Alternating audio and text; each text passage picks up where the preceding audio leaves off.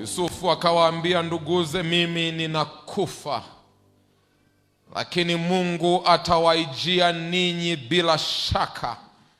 Atawapandisha toka nchi hii mpaka nchi aliyowaapia Ibrahimu na Isaka na Yakobo. Yusufu akawaapisha wana wa Israeli akisema, bila shaka Mungu atawaijia ninyi, nanyi mtaipandisha huko mifupa yangu. Hapa tunakutana na mtu ambaye amedhamiria kabisa kurejeshwa nyumbani kwa gharama yoyote, ya kwamba hata kama vyote vimeenda na imebakia ni mifupa mikavu, bado tumaini linawaka ya kwamba ahadi ya Mungu itatimia, nanyi mutakwenda nyumbani. Lakini mutakapokuwa mkienda nyumbani, tafadhalini mifupa yangu msiache ugenini.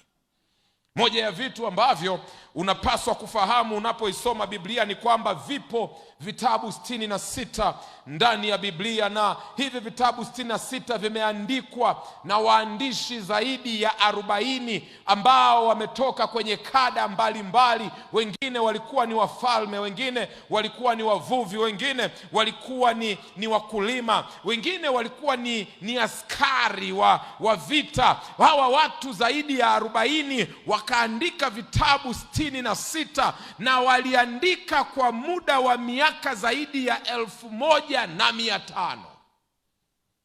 Watu 40, vitabu 66, muda kati ya mwandishi wa kwanza mpaka mwandishi wa mwisho miaka zaidi ya 1500. Lakini pamoja na vyote hivi, Biblia imebaki kuwa kitabu kimoja chenye hadithi moja inayosema ya kwamba Mungu anampenda mwanadamu na yuko tayari kufanya chochote ili aishi na mwanadamu milele zote. Pastor, inawezekanaje waandishi zaidi ya 40, tena kada tofauti, miaka zaidi ya 1500 waandike kisa kimoja? Ni kwa sababu Petro wa pili sura ya kwanza na fungu la 21, Biblia inasema, maana unabii haukuletwa popote kwa mapenzi ya wanadamu, bali wanadamu walinena yaliyotoka kwa Mungu. Unabii haukuletwa kwa mapenzi ya wanadamu. Yote yaliyonenwa, yote yaliyoandikwa katika kitabu hiki yalitoka kwa Mungu mwenyewe. Ndio maana miaka zaidi ya 1500, waandishi zaidi ya 40 bado wameandika kisa kimoja cha wokovu wa mwanadamu kutoka kwenye dunia ya dhambi. Hivyo basi, ujumbe wote tunaopata katika Biblia umetoka kwa Mungu mwenyewe, na ni Roho Mtakatifu aliyewavuvia waandishi, na ujumbe wenyewe kuanzia mwanzo hata Ufunuo ni kwamba Mungu anakupenda, Mungu ananipenda, Mungu anatupenda, na atafanya yote yanayopaswa kufanyika ili wewe na huyu Mungu muishi milele zote. Kwa nini usiseme amina? Tuanze sasa pale kwenye Mwanzo sura ya 2 fungu la 8. Bwana Mungu akapanda bustani upande wa mashariki wa Eden. Kwa hiyo Mungu ametengeneza bustani nzuri. Yes, Bwana Mungu akapanda bustani upande wa mashariki mwa Eden, na Mungu akamweka ndani yake huyo mwanadamu aliyemfanya. Kwa hiyo Mungu amemtengenezea mwanadamu makazi, Mungu amemtengenezea mwanadamu makao, Mungu amemtengenezea mwanadamu mahali pa kuishi, na amemtengenezea vyote anavyovihitaji ili aishi kwa furaha. Mwandishi nimpendaye sana, nadhani kuliko waandishi wote, anaitwa Ellen White. Kwenye kitabu chake Beginning of the End anasema ilikuwa ni kazi ya Adam kufundisha matawi ya miti, kiasi kwamba angeweza yaamuru matawi ya miti yainame na kukaa kama kiti ili yakalie. na anapotaka kulala angeyaamuru matawi kwa kinywa chake kwamba sasa kaeni kama kitanda ili alale na mke wake. Makao Mungu aliyomtengenezea mwanadamu. Mwandishi huyu anaendelea kwenye kitabu kingine kinaitwa Conflict and Courage, ukurasa wa 20, anasema Adamu alipewa uhuru wa kuonana na Mungu moja kwa moja, na walizoea kutembelewa na malaika. Umewahi kutembelewa na malaika? Tazame jirani yako, anafanana kama mtu aliyewahi kutembelewa na malaika. Kuna watu tumewahi kutembelewa na mapepo nyumbani mwetu. Halo. Kuna wengine tumewahi kutembelewa na majambazi, na kuuliza umewahi kutembelewa na malaika wewe? Adam, yani kampani ya Adam ilikuwa ni Mungu na malaika. Ndio wanapiga story. Mungu amemtengenezea makao mazuri ambayo mwanadamu angekaa comfortably na asingekaa kwa muda tu. Kusudi la Mungu ilikuwa ni Adamu na familia yake wakae kwenye makao haya milele zote. Ninapofika Mwanzo sura ya 3, moyo wangu unavunjika ninaposoma fungu la 23 na la 24 la Mwanzo sura ya 3. Moyo unavunjika kabisa, unavuja damu. Sikia. Kwa hiyo Bwana Mungu akamtoa katika bustani ya Edeni ailime ardhi ambayo katika hiyo alitwaliwa. Sikia fungu la 24, ni baya hili. Biblia inasema basi akamfukuza huyo mtu, Mungu aliyemtengenezea mwanadamu makao mazuri na kumpatia mamlaka mpaka ya kufundisha vyote. Sasa Mungu anamfukuza huyo mtu, akaweka makerubi upande wa mashariki wa bustani ya Eden na upanga wa moto uliogeuka huko na huko kuilinda njia ya mti wa uzima. Huyu Mungu muumbaji aliyemuumba mwanadamu kwa upendo wake, sasa wamekosana na mwanadamu. Somo la kesho ni adui paradiso. Mungu wamekosana na mwanadamu kiasi kwamba Mwanzo 3:24 inasema Mungu akamfukuza. Neno kufukuza ni kuondoa, kupiga marufuku, kusukumilia mbali. Picha ninayoipata ni Adamu na Hawa wanalia, wanasema usituondoe, hatutaki kutoka. Mungu anamsukuma, nenda, toka, umepoteza haki ya kuendelea kuishi hapa. Na Mungu anapomfukuza, sio kwamba anamfukuza kwa hasira ya kumchukia. Moyo wa Mungu unavuja damu. Adamu, dhambi imeharibu akili yako. Adamu, moyo wako na mwili wako na hisia zako vimeharibiwa na dhambi, hivyo huwezi kuendelea kuishi hapa. Toka! Get out of here! Huwezi kuendelea kukaa hapa. Kwa kuichagua dhambi, Adamu alipoteza uhusiano aliyokuwa na Mungu wake.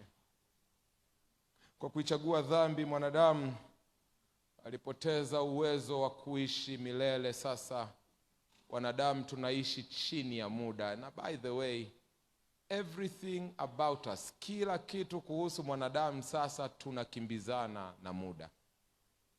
Nikifika umri fulani, mwanangu amemaliza primary school. Akifika umri fulani, amemaliza secondary. Akifika umri fulani, niwe nimemaliza degree yangu. Ukifika umri fulani, biheni anakuambia huo umeoa.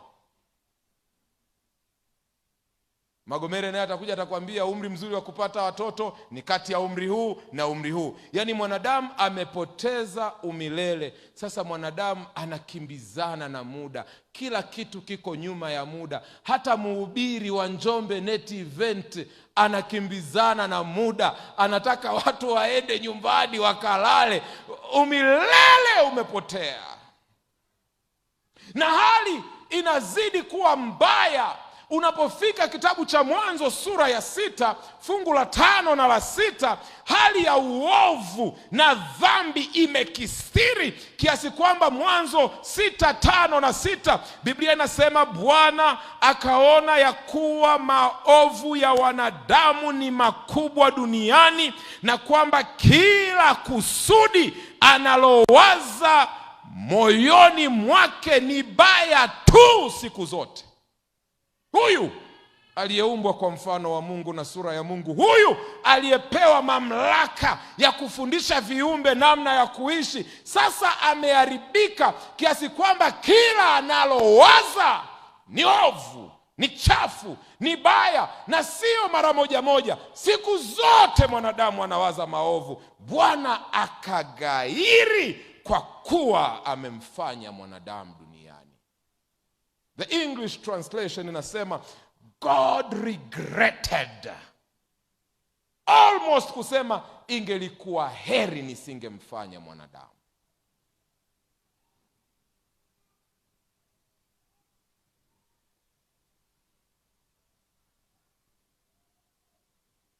Huyu niliyemuumba kwa mfano wangu na sura yangu, leo ametanga mbali na kunikimbia kiasi hiki.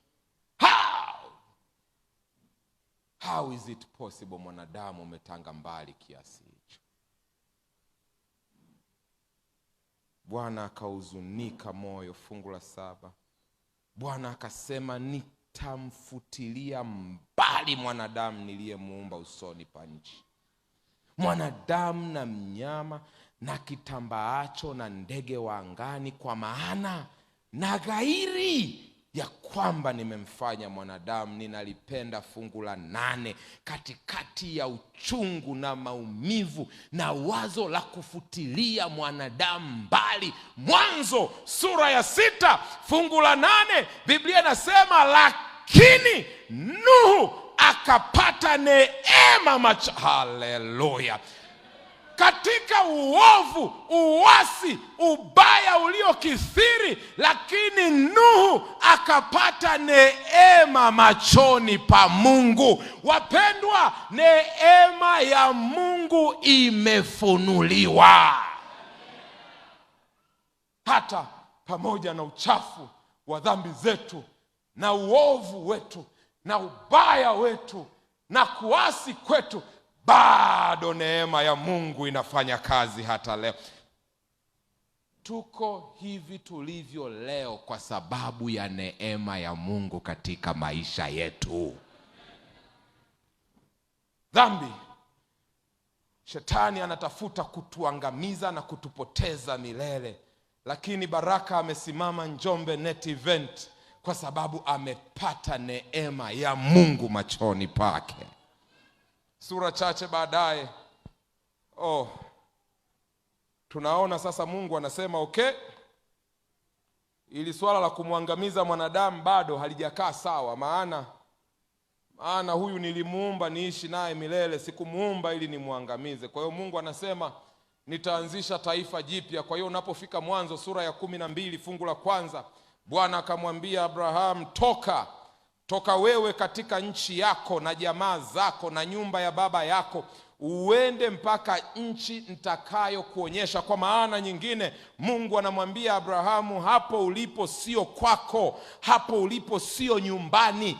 Toka utembee pamoja nami. Na tunajua ya kuwa Abraham ni baba wa imani. Si hivyo tu, ni baba wa wale wote waaminio. Hivyo basi, uzoefu wa Abrahamu unawakilisha uzoefu wetu. Kama Ibrahimu alivyoitwa atoke, ndivyo Mungu anavyotuita na sisi leo tutoke. Tumaini lenye baraka linapiga kelele, linasema hii dunia si nyumbani, hapa si kwetu. Toka katika dunia hii ya dhambi, kuna ufalme wa Mungu unaokungoja. Na Ibrahimu hata alipotoka alijua kabisa Mji anaoelekea sio mji uliojengwa kwa mikono ya mwanadamu. Waebrania sura ya 11 fungu la 8 mpaka la 10. Kwa imani Ibrahimu alipoitwa aliitika atoke aende mahali pale atakapopapata kuwa urithi, akatoka asijue aendako. Kwa imani alikaa ugenini katika ile nchi ya ahadi, kama katika nchi isiyo yake. Alikaa kwa ugenini katika nchi ya ahadi, lakini alikaa kama vile hakai kwenye nchi yake. Kwa nini? Tunaendelea. Akakaa katika hema pamoja na Isaka na Yakobo, warithi pamoja naye wa ile ahadi. Sikia fungu la 10 la Waebrania sura ya 11. Maana alikuwa akiutazamia mji wenye msingi, ambao mwenye kuubuni na kuujenga ni Mungu mwenyewe. Anachosema hapa ni kwamba japo Ibrahimu alitoka na akaenda, alijua kabisa final destination ni kwenye mji ambao umetengenezwa na Mungu mwenyewe. Tumaini lenye baraka linakwambia ya kwamba usikae kwenye dunia hii kana kwamba umefika. Usikae duniani hapa kana kwamba hapa ndipo yote yanapoishia. Fuata mfano wa Ibrahimu. Ishi katika dunia hii, lakini ishi ukijua uraia wako upo katika mji ambao umejengwa na Mungu mwenyewe. Kwa nini usiseme amina? Yesu pia alitukumbusha akiwa hapa duniani ya kuwa hii dunia si kwetu. Maisha tunayoishi si mpango wa Mungu kwa ajili yetu. Hivyo Yesu akatuambia katika Yohana sura ya 14 fungu la 1 mpaka la 3, msifadhaike mioyoni mwenu, mnamwamini Mungu, niaminini na mimi. Nyumbani mwa Baba yangu mna makao mengi, kama isingelikuwa ningaliwaambia, maana naenda kuwaandalia mahali. Basi mimi nikienda kuandalia mahali, nitakuja tena. This is not the end of the story. Dunia hii sio mwisho wa habari yetu. Atakuja tena. Atakuja tena. Atakuja tena. Atakuja tena. Yusufu anawaambia, sina shaka Bwana atawaijia ninyi, na Mungu amenituma nije hapa Njombe kuwaambia sina shaka Yesu atakuja tena. Anasema nitakuja niwakaribishe kwangu, ili nilipo mimi nanyi muwepo. Unapoisoma Biblia utagundua ya kwamba ili ufike nchi ya ahadi, ili ufike Kanaani, ni lazima upite Misri. Ibrahimu alipita Misri. Hata Yusufu ambaye habari zake tumezisoma kwenye Mwanzo sura ya 50 neno linasema alipita Misri. Sasa jambo unalopaswa kulielewa kuhusu Misri ni kwamba japo Yusufu alienda kwa shida Misri, lakini Misri pia kulikuwa na baraka zake.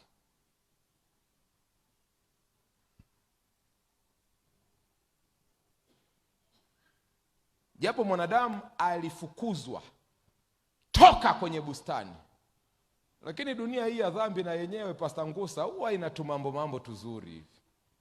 Ni Misri, lakini kuna vitu hivi tuna mvuto. Maana ni akiwa Misri ndio alipata promotion mpaka kufikia kuwa msaidizi wa mkuu wa nchi. Misri walipewa watumwa, alipata watumwa wanaomtumikia, akibonyeza tu kengele chakula kinaletwa. Misri. Ni Misri ndio Yusufu alipata mchumba. Haleluya jamani. Kumbe unaweza ukawa Misri na ukapata mwenzi ukiwa wapi jamani? Tena mchumba mwenyewe ni mtoto wa kuhani mkuu, lakini amempata wapi? Misri. Kama ambavyo iko kwenye dunia hii ya dhambi, Ni kweli kuna shida, lakini kuna nyakati Dr. Mpwani mambo huwa yanaendaga vizuri. Ile siku umevaa suti pale, mama amevaa shela, mchungaji anawatamkia sasa mmekuwa mwili mmoja. Ni kweli ni Misri, lakini ndani ya moyo kuna kitu kanasema hata kama Bwana ana mpango wa kurudi asirudi leo. Ni kweli ni Misri, lakini asirudi leo jamani. Misri.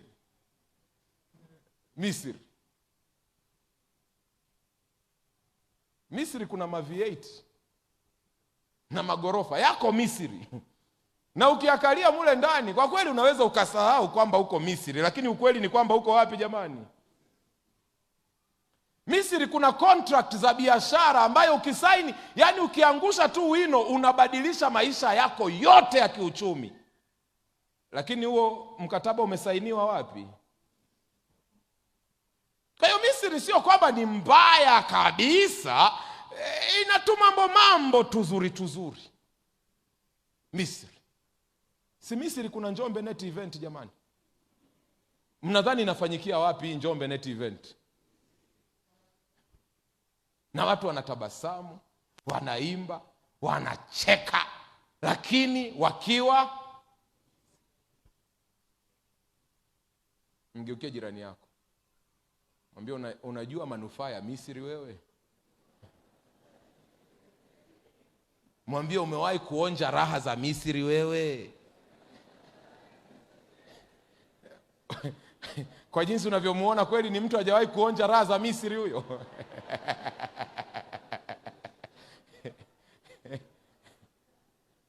Ni Misri hapa. Ni kweli hatuna barabara za dhahabu, lakini kuna mataifa ambayo hawana vumbi. Lakini ni Misri. Na tunapambana kwenda huko asubuhi na jioni, tunapambana. Lakini tunapambania kwenda wapi jamani? Kutoka upande mmoja wa Misri kwenda upande mwingine wa Misri. Lakini ukweli usiopingika, Magomere ni Misri. Misri kuna miujiza, kuna uponyaji, kuna maombi yaliyojibiwa. Misri kuna watoto waliozaliwa, kuna magauni ya graduation. Misri kuna vionjo vyake. Na wapendwa, japo hatuipendi sana Misri, lakini Misri na tuvimambo tuzuri. Yusufu ninampenda sana kwa sababu yeye hakuruhusu vionjo vya Misri vilipoteze tumaini lenye baraka. Alisema ni kweli nina msafara, ni kweli nina watumishi, ni kweli mimi ni kiongozi, ni kweli mimi ni mashuhuri, ni kweli nina mamlaka, ni kweli nina nguvu, lakini hapa si kwetu na ni lazima nitarudi nyumbani hata kama ni mifupa. Msiniache Misri. Msiniache Misri. Yusufu anaishi maneno ya Yohana wa kwanza sura ya 2 fungu la 15 mpaka la 17. Msiipende dunia wala mambo yaliyomo katika dunia. Mtu akiipenda dunia, kumpenda Baba hakumo ndani yake. Maana kila kilichomo duniani, yani tamaa ya mwili na tamaa ya macho na kiburi cha uzima, havitokani na Baba bali vyatoka na dunia. Sikia fungu la 17. Na dunia inapita pamoja na tamaa zake, bali yeye ayafanyaye mapenzi ya Mungu, huyo atadumu milele. Yusufu anasema ni kweli nimekula keki za Misri, ni tamu. Ni kweli vinono vya Misri na mema ya nchi ya Misri nimeyala na ni matamu, lakini hayatanipumbaza, hayataniduwaza, hayatanifanya nisahau ya kwamba Misri si kwetu, hayatanifanya nisahau kwamba Misri sio mwisho wa safari yangu, hayatanifanya nisahau kwamba lipo kusudi kubwa linalopaswa kuwaka ndani yetu, ya kwamba siku yaja nayo hii karibu, Bwana atatutoa Misri. Pendwa, akiwa mzee Yusufu, uzee umeingia na anaona kifo kimekaribia. Unajua bwana, wacha Mungu bwana, kuna namna Mungu connection inawafanya tu wanajua. Ninakumbuka nilikuwa mdogo sana pale Kigoma kwenye kanisa la Mwanga. Kulikuwa kuna mzee mmoja anaishi pale. Mzee mmoja anaishi pale, mtu wa imani, mtu wa dini, kwa sababu sijaomba ridhaa ya familia yake, sitalitaja jina lake. Anaishi kwenye viwanja vya kanisa, na historia inasema ya kwamba hata kiwanja cha kanisa la pale Mwanga yeye ndio alikitoa kiwanja kile. Akaugua, akaenda Dar es Salaam matibabu, akamwambia bwana, sasa ni kansa na hii inabidi urudi nyumbani. Na jioni akiwa ameketi nje anaimba wimbo namba 152, anaimba kwa furaha na kwa shangwe wimbo namba 152. Nikiwa mdogo tukaingia nyumbani kwake na baba yangu. Baba yangu baba yangu ni mchungaji. Kwa hiyo tukaingia na baba yangu nyumbani, tunamkuta mzee, maana tumeambiwa amerudi kutoka Dar es Salaam matibabu. Tukamkuta anaimba kwa sauti, na wale wazee wa zamani bwana walikuwa wanaimba kwa mikazo fulani ya maneno. Nilikuwa kijana mdogo, lakini naikumbuka kama jana. Baada ya kufika tukamjoin kwenye wimbo ulipoisha, baba akamwambia, nipe habari njema, wamesema nini? Hali yako ikoje? Mzee anasema, pastor, wameniambia nitakufa. Utakufa? Ndio unaimba wimbo namba 152? Karibu na wewe Mungu wangu, na wamekwambia utakufa. Anasema wamesema nitakufa, nirudi nyumbani niweke mambo yangu sawa. Na mjadala unaendelea, kwa nini sasa unaimba? Anasema ninamshukuru Mungu, maana mimi na yeye tumeweka mambo sawa. Kifo sio kitu kinachoninyima usingizi, kinachoninyima raha. Ninamshukuru kwa neema ya maisha niliyoishi, ninamshukuru kwa mibaraka yake, kwa uzao wa tumbo langu. Japo nitakufa, ninajua huu sio mwisho, ipo siku nayo hii karibu. Yusufu anasema nitakufa, it's okay, lakini hata nikifa Bwana atawaijia ninyi, na siku hiyo ikifika, fanyeni yote yanayowezekana. Mifupa yangu haipaswi kubaki Misri, maana Misri sio nyumbani. Mnipeleke kwenye nchi ya ahadi. Tumaini lenye baraka liliwaka ndani ya Yusufu, na liliwaka hata kwenye mifupa na masalio yake, kwamba sibaki, maana hapa si nyumbani. Purukushani zimefanyika nyingi. Farao amegoma kuwaachia wana wa Israeli wasitoke. Mungu amempiga Farao na mapigo. Pigo la mwisho ni kifo kwa uzao wa kwanza. Farao mwenyewe ananyosha mikono, anamuita Musa, anamwambia Musa, saa imefika sasa, mtoke mwende, sitaki kukaa na ninyi. Mwende kwenye nchi ya ahadi, mwende kwenye nchi ambayo Bwana wenu amewaapia. Tokeni mwende. Unaiona furaha na purukushani. Miaka 430 ya utumwa imefikia mwisho. Musa anaimba, anafurahi, anapitisha matangazo mtaa kwa mtaa ya kwamba jamani, tunakwenda, tunatoka, tunakwenda nyumbani. Tokeni, Misri sio kwetu, Kanaani na tungoja. Twendeni jamani, twendeni katika furaha na purukushani la shangwe. Wakiwa wanaenda, Musa anasema hatuwezi kutoka bila mifupa ya Haleluya. Kutoka sura ya 13. Kutoka sura ya 13 fungu la 19. Musa akaichukua ile mifupa ya Yusufu pamoja naye. Tumaini lenye baraka likiwaka ndani yako, hata ukifa ukaoza na ukabaki kuwa mifupa, dunia hii sio kwenu. Kuna siku utatoka. All it needs ni tumaini lenye baraka kuwaka ndani yako. Musa akaichukua ile mifupa ya Yusufu pamoja naye, maana alikuwa amewaapisha sana wana wa Israeli akisema, Mungu hana budi atawaijilia ninyi, nanyi mtaichukua mifupa yangu kutoka hapa pamoja nanyi. Msiniache. Ni kweli nitakuwa nimekufa, ni kweli nitakuwa nimeoza, ni kweli nitakuwa nimeisha, lakini Misri si kwetu.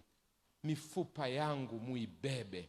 Na Musa katika purukushani la kutoka Misri, pamoja na shangwe na furaha na bashasha, ng'ombe wanaimba, mbuzi wanaimba, watoto wanacheza, Musa anasema, siku imefika, Bwana ametuijia na mifupa ya Yusufu iliyojawa tumaini lenye baraka la kutoka Misri, lazima tuondoke nayo. Habari njema ni nini? Habari njema ni kwamba hata mimi siku inakuja, nayo si karibu, nitatoka katika Misri hii ya dhambi. Siku inakuja, nayo si karibu, nitatoka kwenye dunia hii ya dhambi. Siku inakuja, nayo si karibu, nitatoka.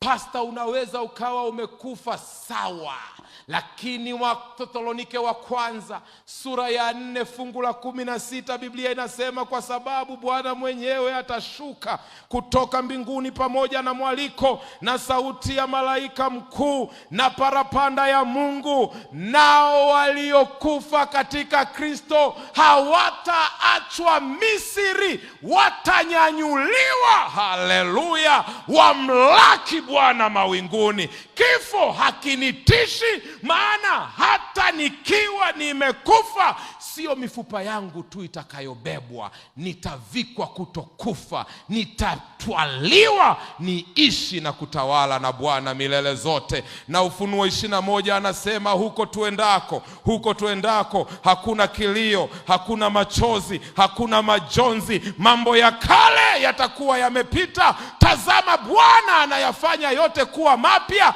na Mungu mwenyewe atakaa na watu wake milele na milele na milele. Haleluya! Lipo tumaini lenye baraka. Lipo nikiwa hai, hata nikiwa nimekufa, bado tumaini lenye baraka linawaka ndani yangu. Don't give up. Don't lose hope. Misri sio mwisho wa kisa chako. Misri sio mwisho wa habari yako. Siku inakuja, Mungu mwenyewe atakuijia wewe, na atakutoa, na atanitoa, na atatutoa. Tunapiga kelele kwa wiki hizi 3 tukiwaambia Bwana atatuijia tena, tutoke katika dunia hii ya dhambi. Haika.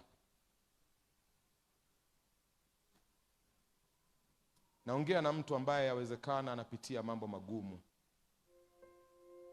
Anaona ni kana kwamba amefika mwisho wa barabara. Tumaini ndani yake limekufa. Naongea na mtu ambaye anaweza kuwa anajihisi na kujiona ni mdhambi sana na ametanga mbali na Mungu. Kesho imejawa giza. Naongea na mtu ambaye machozi ndio wimbo anaouimba kila siku usiku kabla ya kulala. Maana ukweli ni kwamba Misri ina maumivu. Nimekuja kukwambia, lipo tumaini lenye baraka. Lipo tumaini lenye baraka. Wewe mfanyabiashara ambaye mambo yameyumba, umefilisika, mtaji umepotea, unahisi kana kwamba kifo kimekaribia, lipo tumaini lenye baraka. Wewe ambaye ndoa yako inaning'inia kwenye uzi mwembamba kabla ya kukatika, ninaongea na wewe, lipo tumaini lenye baraka. Ninaomba tumaini hili liwake katika vina vya moyo wako, liwake hata kwenye mifupa yako, ili dunia hii na mambo yake vinapofika mwisho, siku Bwana atakapowaijia watu wake, wewe pamoja nami tufanywe warithi wa uzima wa milele. Wimbo unapoimbwa, kama unamwambia Yesu, na mimi natamani tumaini hili liwake ndani yangu, natamani liwake ndani ya mifupa yangu, liwake ndani ya moyo wangu, liwake katika mwili wangu na moyo wangu na vyote nilivyo, natamani tumaini hili liwake. Wimbo unapoimbwa utasimama, tutaomba pamoja. Karibu.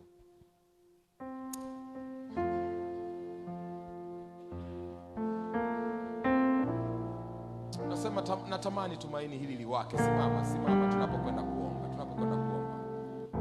Yes. Bwana akubariki, Bwana akubariki. Usikate tamaa. Usipoteze tumaini. Inawezekana maumivu ya Misri yamekulemea, lakini sio mwisho. Sio mwisho. Bwana atakuijia wewe. Bwana atakutoa wewe. Bwana anakuandalia makao ya milele. Kile tulichokipoteza kwa Adamu, Bwana yuko tayari kukurejeshea. Yes. Moyo uogopi wala kutikisika,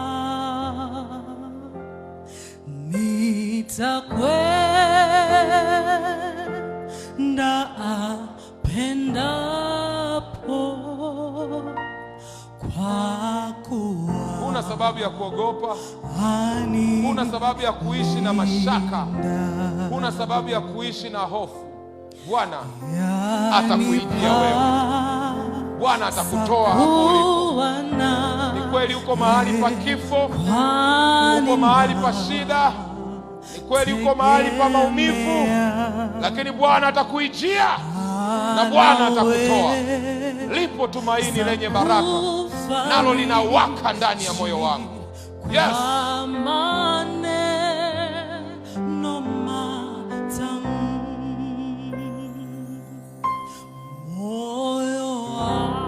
Dr. Nzungu pamoja na Pastor Ngusa, karibuni. Dr. Nzungu pamoja na Pastor Ngusa, karibuni. Wala kutikisika,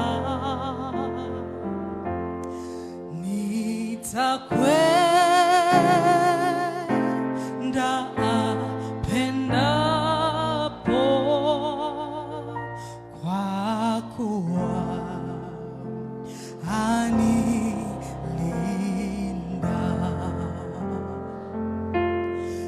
Kama uko hapa jioni ya leo, na wewe uliyeko kwenye kituo huko uliko, una jambo zito limekulemea, una mzigo ambao unatamani Bwana aingilie kati, una kitu ambacho unasema kibinadamu hakiwezekani, ni lazima awe Mungu mwenyewe, na unahitaji maombi ya pekee jioni ya leo, piga hatua uje mbele, piga hatua uje mbele. Una jambo gumu zito, mzigo uliokulemea, na unasema leo ninatamani niombewe na watumishi wa Mungu, ninatamani niombewe na watumishi wa Mungu. Piga hatua uje mbele, tuombe pamoja. Hapo kwenye kituo unaweza ukapiga hatua. Wewe uliyeko hapa, piga hatua, njoo, tunataka tukuweke mikononi mwa Mungu.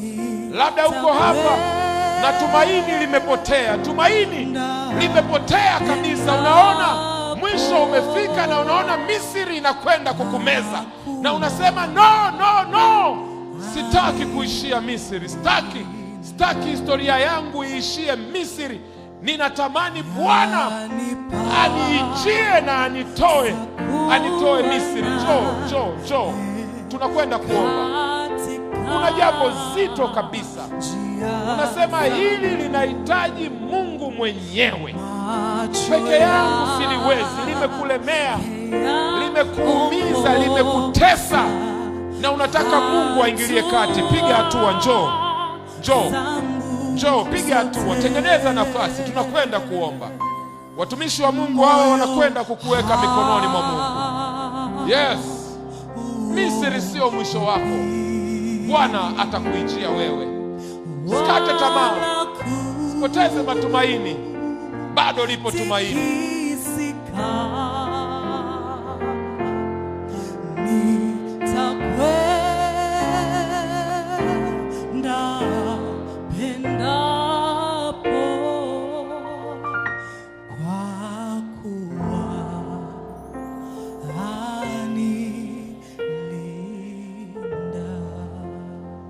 Pastor Ngusa, utaombea mikutano hii. Safari ndio imeanza. Tunatamani tutembee pamoja na Bwana. Tunatamani tumuone, tumsikie. Tuombee wahudumu. Ombea wote watakaopata neema ya kusikiliza mikutano hii. Tuweke mikononi mwa Bwana. Pastor Nzungu, watu wamepiga hatua. Wanasema Misri sio mwisho. Tunatamani tumaini liwake ndani yetu. Wamepiga hatua, wanasema kuna mambo tunatamani Mungu aingilie kati. Wengine wako kule kwenye vituo, lakini wamepiga hatua, wanasema ninahitaji Mungu mwenyewe anijie mimi. Wamekuja, waweke mikononi mwa Bwana. Na baada ya watumishi hawa wa Mungu kumaliza kuomba, nitawamkia tamko la baraka, kisha tutatawanyika jioni ya leo. Karibuni watu wa Mungu. Baba yetu mtakatifu, Mungu wa mbinguni, Mungu mwenye upendo na rehema nyingi, uliyeifunua neema yako inayowaokoa wanadamu wote. Na sasa tukiwa katika kituo hiki kikuu cha mahubiri haya ya tumaini lenye baraka, tunaomba tulione kwa imani tumaini hilo Bwana. Tena tulione likitokea katika miisho ya maisha yetu. Katikati ya ulimwengu uliokata tamaa, umeleta matumaini kupitia mikutano hii. Kuna watu ambao wameweka vituo sehemu mbalimbali ili watoto wako wapate kusikia neno lako la uzima. Ninaomba kwa ajili ya vituo vilivyotapakaa sehemu mbalimbali, kule mabarabarani, sokoni, kwenye maduka, majumbani, kwenye vituo vya watu ambao wanapata burudani, wengine wakitumia vilevi, lakini ni maeneo hayo umeyachagua yaweze kuwa vituo vya kupokelea habari njema za tumaini lenye baraka. Maeneo mengine ni kwenye vyombo vya usafiri, nyumbani, vyumbani, sebuleni, kwenye viganja vya mikono ya watoto wako ambao wameamua kutumia vyombo vyao vya mawasiliano ili neno lako liweze kupokelewa. Baba, ninaomba baraka zako kwa ajili ya vituo hivyo. Kila mmoja aliyetoa gharama zake, kama ni fedha kwa ajili ya kununua vyombo, projector, screen na vyombo vya aina mbalimbali, speaker, ili watoto wako waweze kupokea maneno yenye matumaini mahali walipokata tamaa, ninaomba uvibariki vituo hivyo.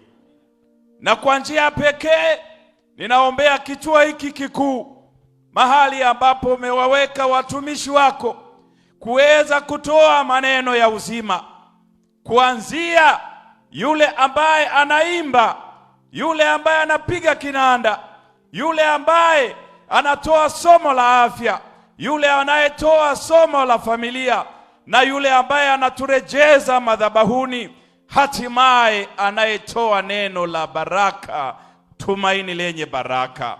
Ninawaombea afya njema. Amen. Ninawaombea usemi ulionyooka. Amen. Ninawaombea tafakari iliyo njema.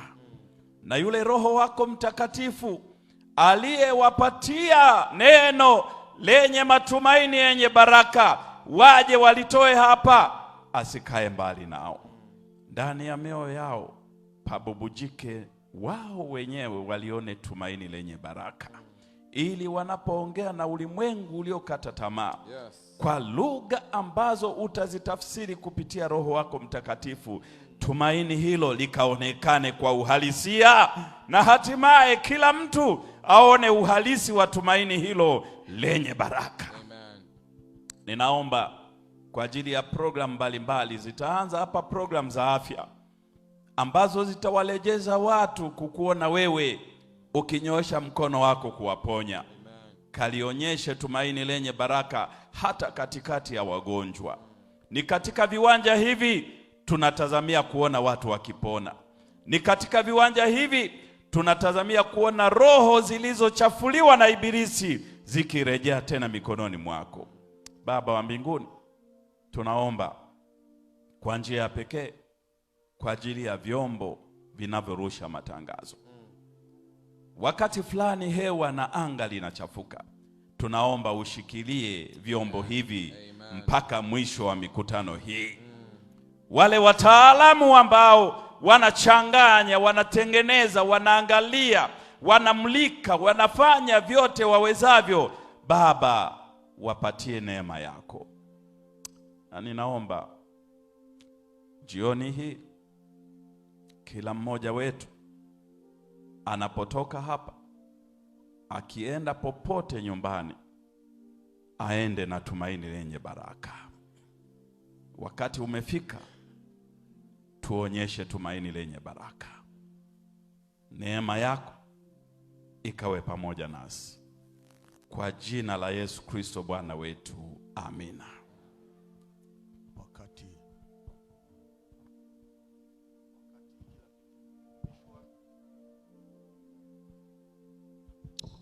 Wakati kila kichwa kimenyenyekea kwa sababu ya wito ambao mtumishi wako ameufanya kwa niaba yako, watoto wako tukatembea kwa ujasiri kuja mbele zako, tukikana kwamba hatutaki kubaki Misri. Tumekuja kwa sababu tumetafakari kwa makini mno ulipokuwa ukisema na sisi, ukizungumza nasi, kituelekeza juu ya tumaini lenye baraka, ukitutembeza katika simulizi ya mifupa ya Yusuf, namna alivyolitazama tumaini. Mtumishi wako umemjaza maneno yaliyosababisha tutembee kwa hiari yetu. Tukaja mbele zako sasa, nasi tukiwa na tumaini hilo hilo kwamba hatimaye tusibaki Misri, kwamba hatimaye ujapo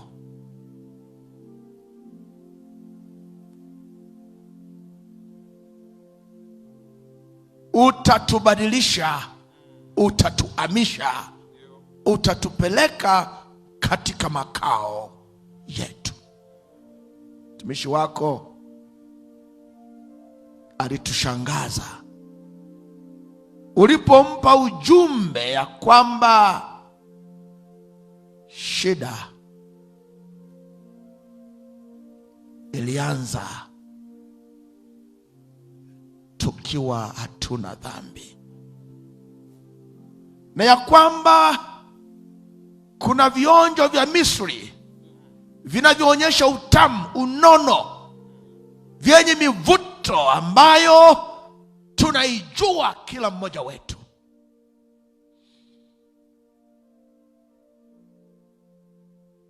Yenye faida, yenye hasara, lakini ikiwa Misri. Akatupitisha katika uzoefu, tukajipeleleza katika uzoefu aliotupitisha mtumishi wako, kwamba nafunga ndoa, naendaje mbinguni wakati nataka kufaidi mambo haya, lakini hawa waliokuja wengine ni vijana waliochumbia. wamekubali ya kwamba kama ni leo, Bwana tuondoe Misri. Asante Yesu, asante Yesu. Kati kila mmoja akitafakari kwa nini ametembea, kila mmoja akitafakari ni minyororo mingapi iliyomfunga na Misri. Kati kila mmoja wetu akitafakari katika nafsi yake ya kwamba kutembea kwake hakukuwa kunaridhisha mtu, ni wito wa ndani, ni mguso wa ndani, ni maamuzi ya ndani, leo na kuendelea, safari ya kutoka Misri. Asante Baba. Kwa hiyo mkutano mkubwa huu hapa, mkutano mkubwa katika vituo mahali, katika makanisa mahali, katika nchi sehemu, Bwana, mguso wa kutoka Misri uanze sasa na kuendelea.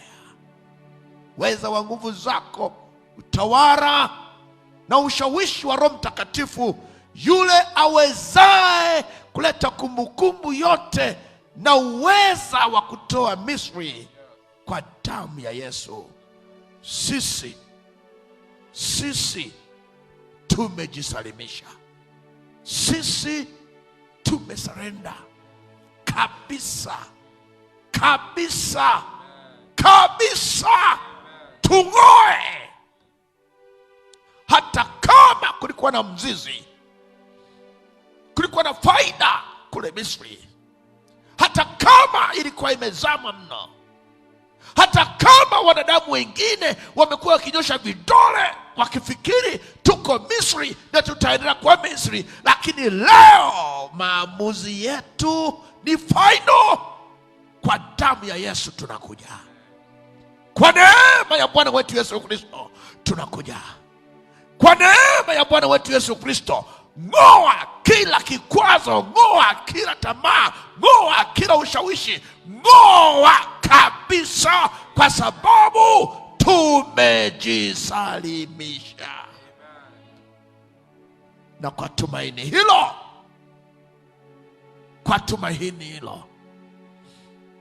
tuko tayari, tupokee. Nyosha mikono yako, Mwokozi wetu. Tunakuja kwa kutembea, ila wewe unatukimbilia. Tumekubali tukumbatiwe na mikono yako. Na leo kwa hawa waliokuja wanataka kutoka Misri, sisi tunaotaka kutoka Misri, sema maneno tu: mwanangu umekuja. Tupige kilemba, tuvishe viatu, tufanyie karamu, maana hatuna mpango wa kurudi Misri. Kwa kuwa tunaomba sasa kwa imani katika jina lenye kilo nyingi na utukufu mkuu la Bwana wetu Yesu Kristo, na kila mwenye mwili aseme amina. Amina. Mlioko hapa Njombe pamoja na mlioko vituoni, Mwenyezi Mungu awabariki na kuwalinda. Nuru ya uso wake waangazie na kuwafadhili. Mwenyezi Mungu awatendee yaliyo mema. Nuru yake iangaze katika mapito ya miguu yenu. Mwenyezi Mungu awabariki muingiapo na awabariki mtokapo. Awabariki mchana na awabariki usiku. Awabariki mketipo na awabariki msimamapo. Matumbo yenu na uzao wake vikabarikiwe katika jina la Yesu. Zaidi ya yote, tumaini lenye baraka la kurudi kwa Yesu mara ya pili lidumu likiwaka ndani yenu sasa na hata milele. Tumeomba katika jina la Yesu. Kila anayeamini na aseme amina. Kila anayeamini na amshangilie Bwana akisema amina. Enendeni kwa amani ya Bwana. Amen, amen. Mtazamaji, ndivyo ambavyo tunakamilisha matangazo haya katika siku ya kwanza ya Tumaini Lenye Baraka.